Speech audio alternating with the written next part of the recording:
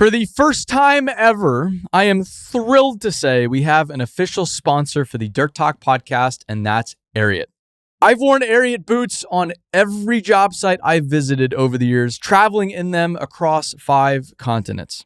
More importantly, I have yet to find a single project where working folks, unlike me, are not wearing Ariat boots and workwear in every condition imaginable. And there's really good reason for that, and that's because it's phenomenal stuff. And the more I've learned about Ariat and the company, the more I've loved their brand. So with this, Ariat is offering any Dirt Talk listener 10% off their next Ariat order at ariat.com/dirttalk. That's 10% off boots, jeans, and workwear at ariat.com/dirttalk or at the link in this episode's description. With that, let's get to the show. Hello, everybody. Welcome back. Monday edition Dirt Talk podcast. Happy to be here with you all. Thanks for stopping by. Today, we're going to get into a project feature, or not as much of a project feature. It's more of a government program. That's quite fascinating. Once I learned that this was a reality, I almost didn't believe it, but it is absolutely true. And hopefully we're here to teach you something today. We're here to talk about, as the title suggests, peaceful nuclear explosions. It sounds kind of like an oxymoron. I think it is an oxymoron, but allow me to explain here a little bit. I did some research over the weekend. I've researched this in the past, and let's see what we think here. So, peaceful nuclear explosions are nuclear explosions conducted for non-military purposes. Proposed uses include excavation for the building of canals and harbors, electric generation, and the use of nuclear explosions to drive spacecraft, and as a form of wide area fracking. These were an area of some research from the late 1950s into the 1980s, primarily in the United States and the good old Soviet Union. In the United States, and this is something we'll cover in greater detail, a series of tests were carried out under Project Plowshare. Some of the ideas considered including blasting a new Panama Canal, constructing the proposed Nicaragua Canal, the use of underground explosions to create electricity, and a variety of mining, geological, and radionuclide studies. The largest of the excavation tests was carried out in the Sudan nuclear test in 1962, which released large amounts of radioactive gas into the air. By the late 1960s, public opposition to Plowshare was increasing, and a 1970s study of the economics of the concept suggested they had no practical use. Go figure. Plowshare saw decreasing interest from the 1960s and was officially canceled in 1977. My parents were alive when this was still going on, which is pretty surreal.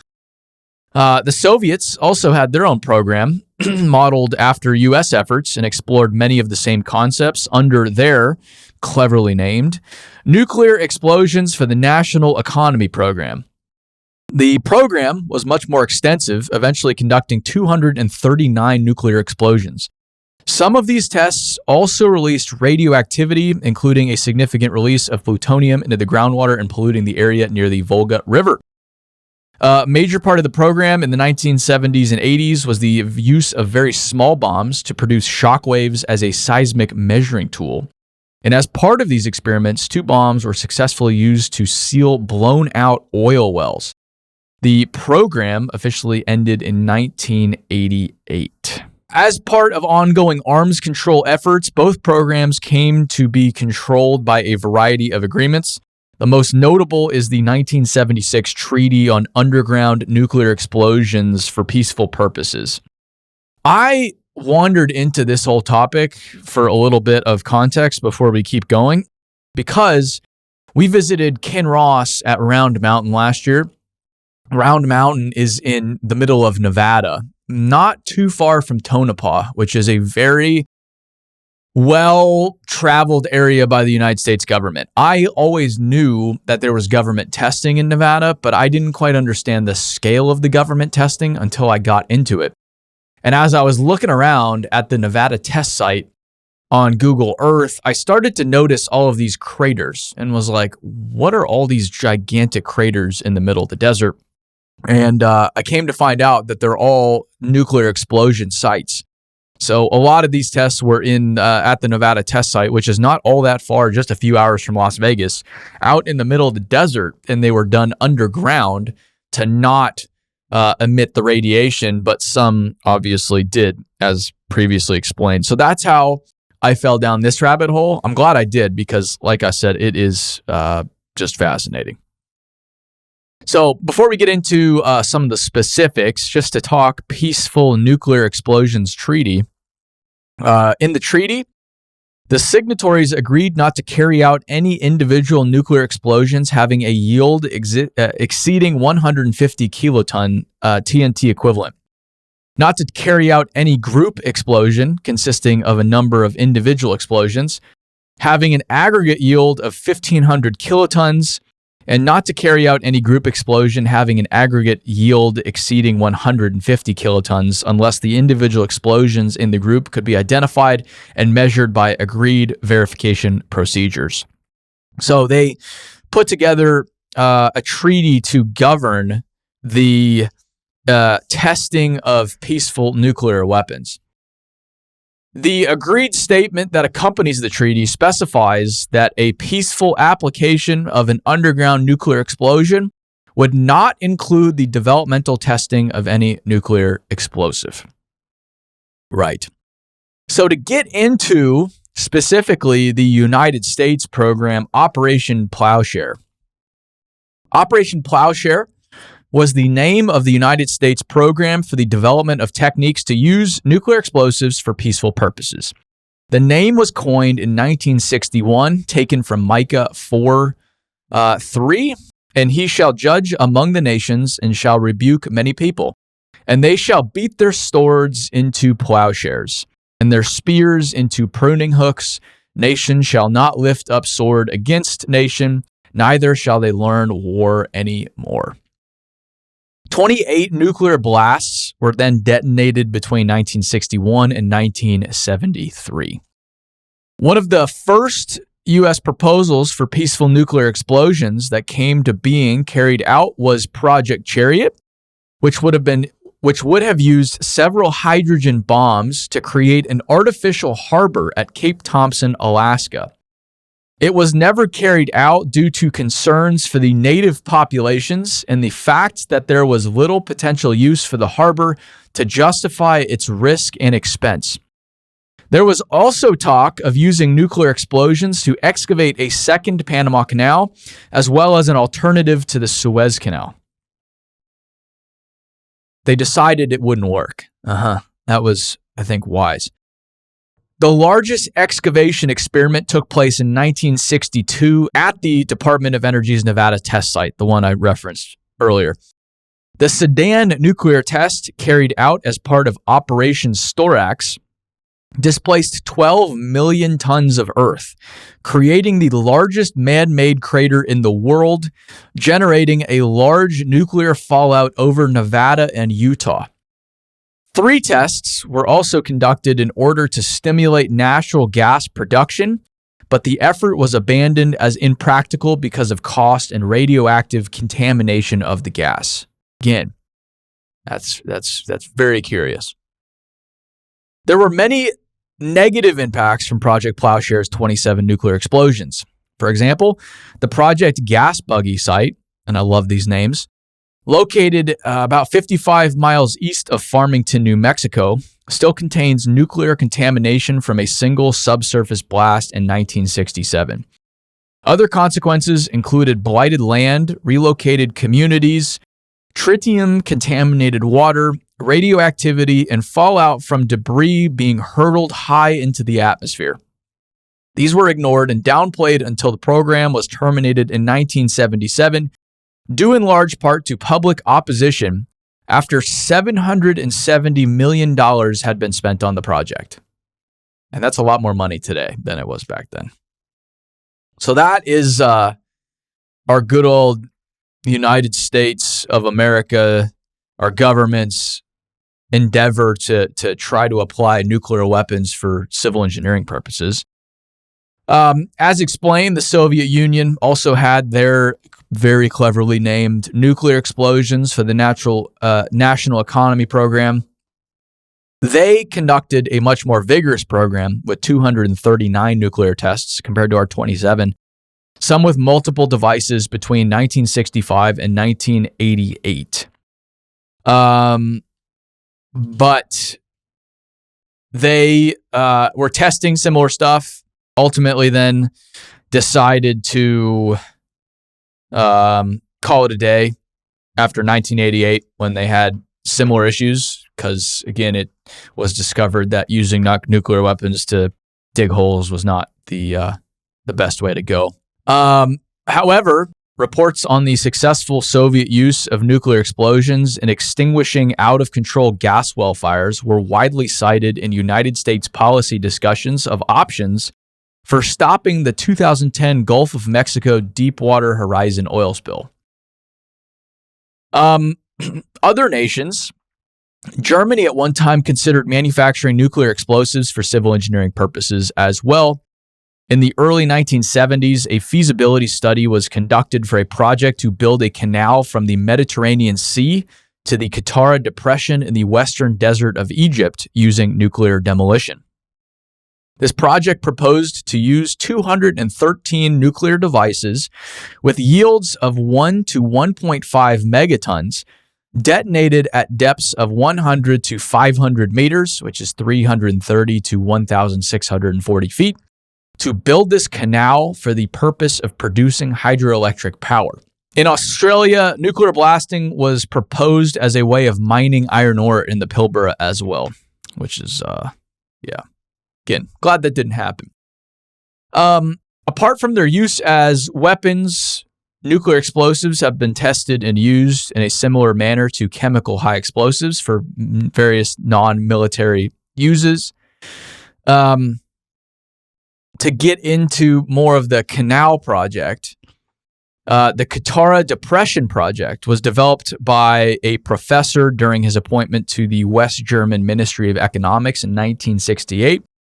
He put forth a plan to create a Saharan lake and a hydroelectric power station by blasting a tunnel between the Mediterranean Sea and the Qattara Depression in Egypt, an area that lies below sea level.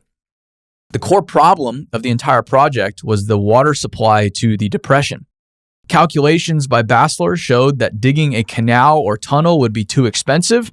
Therefore, Basler determined that the use of nuclear explosive devices to excavate the canal or tunnel would be most economical. However, the Egyptian government declined to pursue the idea. I love how they write this stuff. Also, the repeated detonation of nuclear devices underground in salt domes, in somewhat analogous manner to the explosions that power a car's internal combustion engine, has also been proposed as a means of fusion power in what is termed PACER. Other investigated uses for low-yield, peaceful nuclear explosions were underground detonations to stimulate, by a process analogous to fracking, the flow of petroleum and natural gas in tight formations. This was developed mostly in the Soviet Union, with an increase in the production of many wellheads being reported. Now, this is where it starts to go even crazier.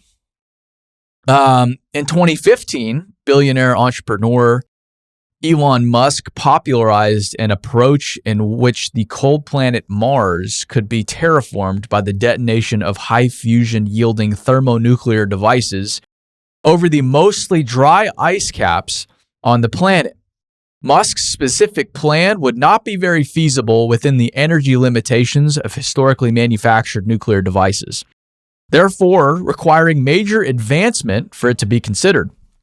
In part due to these problems, the physicist Michio Kaku instead suggests using nuclear reactors in the typical land-based district heating manner to make isolated tropical biomes on the Martian surface.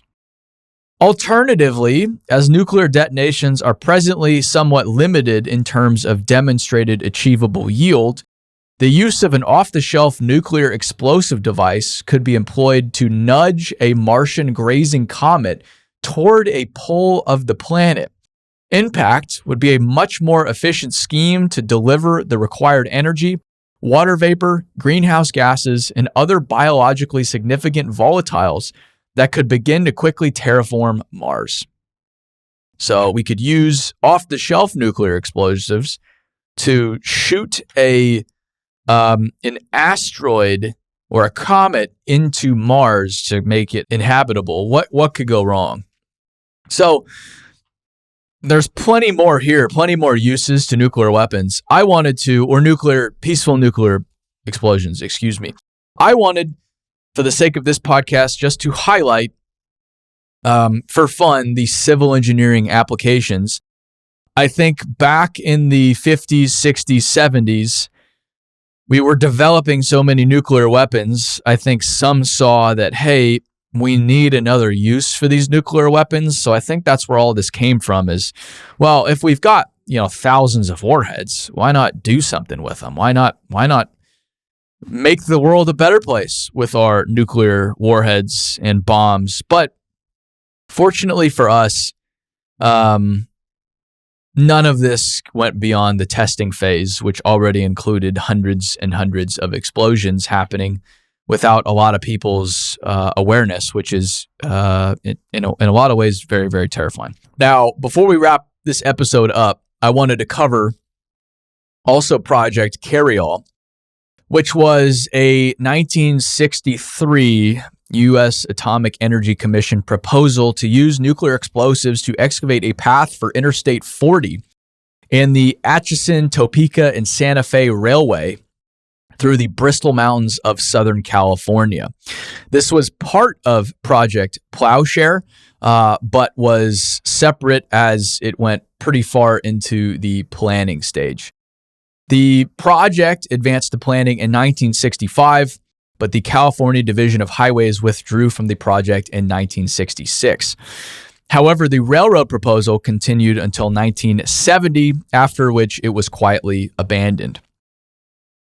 In the early 1960s, the AEC worked to publicize the Plowshare program for peaceful use of atomic devices. The idea caught the attention of the railroad, whose route through the Bristol Mountains of Southern California was longer and more undulating than desired. The railroad was studying a tunnel that would address the problems, but was unhappy with the project's cost. At the same time, the California Division of Highways was planning the route for I-40 through the same area and was facing the same problems as the railroad. In 1963, the railroad approached the AEC for help, and a joint project was initiated with the AEC and Division of Highways. The study then proposed an alignment serving both the railroad and the interstate highway in the same cut, using railroad grading standards as a guide. The new location was about 10 miles north of the existing alignments of the railroad and U.S. Route 66. The excavation was proposed to be 11,000 feet long and at its maximum would be about 360 feet deep. A series of 22 nuclear devices ranging from 20 to 200 kilotons in explosive yield would create the excavation, as well as a separate device to create a crater that would contain drainage from the orange blossom wash which crossed the site. Detonations would take place in two groups of 11 simultaneously fired devices. Predicted consequences of the detonation included a dust cloud 7 miles wide, extending up to 100 miles downwind that would require the immediate area to be closed for 4 days after the explosions. Occasional rock missiles were also expected up to about 4,000 feet from the explosions. The nearest town was Amboy, which was not expected to be affected by the blast to any significant extent. A greater concern was the effect on a nearby natural gas pipeline for which testing would be required in advance of excavation blasts.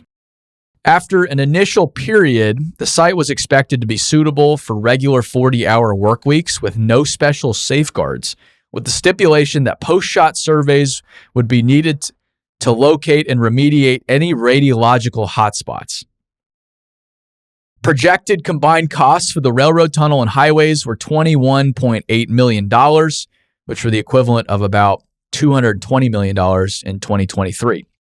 The nuclear method was projected at $13.8 million, a significant savings, not including the costs of the nuclear devices. Big caveat there. Conventional excavation of the cut was estimated at $50 million, and the cost of the nuclear devices was not quantified, but assumed to be less than the difference between conventional and nuclear techniques. Of course, it was assumed to be less.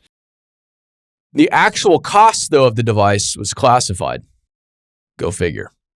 A 1967 proposal for a different project within Plowshare listed the costs of nuclear devices to be, in 1967, about $390,000 for a 24-kiloton device, or $460,000 for a 100-kiloton device. Project planning started in 1964, proposing site preparation in 1965 and detonations in 66, followed by design work. Construction was to start in 68 and be completed in 69. In 1966, the nuclear proposal was abandoned for the highway cut, since the highway program was moving faster than the AEC testing at the Nevada test site. The highway cut was made conventionally about a mile north of the proposed nuclear cut, and the railroad project continued. In 1970, the railroad cut was mentioned as one of 3 proposed projects, but in subsequent years, the project was no longer mentioned. The 67-mile Bristol Mountain section of I-40 was completed and opened to traffic in April of 1973. So that is a real fun one. The United States was almost using atomic bombs, nuclear bombs, to build I-40, but instead they went with conventional drill and blast and shovels, which I think was a great idea, a really good idea. So that is a real brief explanation on peaceful nuclear explosions for civil engineering applications. Do not expect nuclear explosions to be used to build canals or be used for fracking or dig harbors or tunnels anytime soon. I think we're going to stick with traditional earth moving for now, but you never know. There could be a resurgence in nuclear explosions for peaceful applications. Who knows? This was a fun one. If you have any other suggestions, feel free to write us, dirttalk@billwitt.com. We would love to hear from you.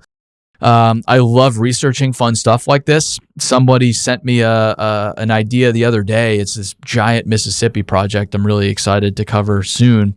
But if you have any other ideas, feel free to send them my way. Even if we don't put them on the podcast, I love learning about this stuff.